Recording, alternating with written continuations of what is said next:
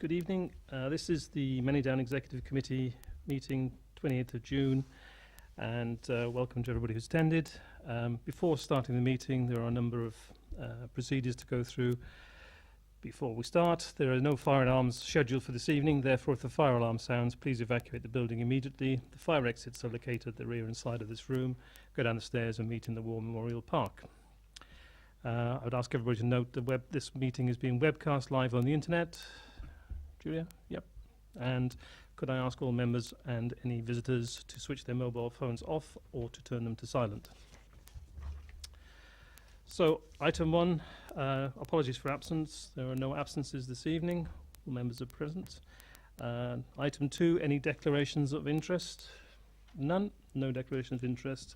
And item 3, are there any urgent matters other than those on the agenda? And there are none. Item 4, the previous meeting minutes. Does anybody have any issue with my signing these off at the end of this particular meeting? No. So on to the matters for this evening's discussion.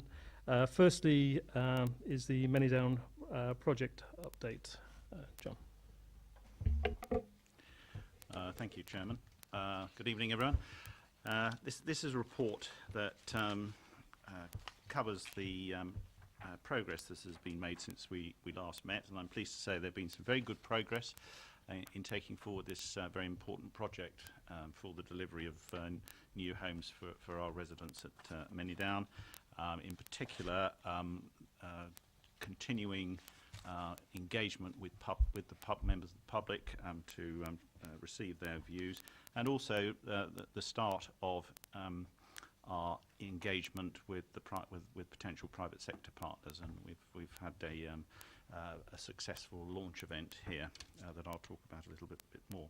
This report recommends that we consider the comments of the Manydown Overview Committee, which I'll refer to shortly. That was a meeting held on the 13th of June. Notes the progress made with the Manydown project and approves the emerging master plan outlined in Appendix 3 as the basis for further development through the pre-application consultation process, and then finally delegates authority to the project director in consultation with the Cabinet Member for Property and Development to progress and submit a joint outline planning application with our partners at Hampshire County Council for the Manydown site on the basis of the emerging master plan. Right. The body of the report covers a number of key issues, including the local plan. Obviously, it's great news that we now have a local plan. Also, it gives an update on the discussions with Network Rail on the railway crossing. Also, the instigation of a planning performance agreement with the local planning authority, so that there's monthly meetings on key procedural matters as we approach the submission of an outline planning application towards the end of this year.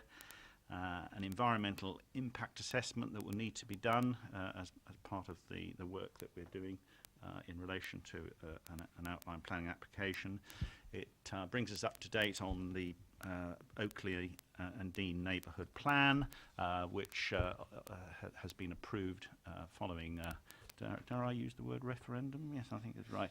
Yes, following a referendum. There was a 43% turnout, with 94% of the voters supporting the document, which is great news, and well done again to all the good people of Oakley and Dean. Then there's an update here on public engagement, that we've gone out and sought the views of residents on the different layouts that our master planners put together. And we've distilled those in the emerging master plan that you have attached to this document. There's going to be further engagement as part of the pre-application consultation process over the summer, prior to the submission of the outline planning application, including a launch event. We've taken on board, as I said, feedback from the public and comments from the local planning authority and statutory bodies. The report also refers to the progress that's being made in relation to the DCLG scoping and feasibility studies, which are currently being reviewed by them. I made reference earlier to the Manydown Overview Committee's comments, and I would highlight the points that they raised at that meeting earlier this month about healthcare being a key component of the development of Manydown, both for the new Manydown residents and for adjoining existing communities. That the project team should seek commitment to further the provision of healthcare facilities at Manydown by engaging with the clinical commissioning group and the Basingstoke and North Hampshire Hospital, and the importance that the committee attaches to providing sufficient car parking next to schools, and also the appropriate mix and level of infrastructure, including solar energy and broadband. And finally, the location of sufficient accessible service channels for infrastructure services. The only other thing I would draw members' attention to is the financial budget update that's contained at the end of the report. That concludes my sort of summary of the report. Thank you, Councillor Isaac. Any questions at all? Fine. I just want to make one comment before we move on, is that clearly a lot of progress is being made and made very quickly on the project, which is to be commended. And particularly, I attended one of the public consultation meetings with the young people involved, and it was very noticeable the positive level of interest, and the communication both to and from the project team was really excellent, and should be a benchmark for other ideas of development that we have in the future. So it's very, very positive. If there's nothing else, then I move that we accept the recommendations of the report. Yep. Okay. Thanks very much. So moving on to the next item on the agenda, Manydown delivery vehicle governance and procurement. Councillor Isaac. Thank you, Chairman. This report, as has been said, covers the proposed governance and procurement methodologies for the Manydown project.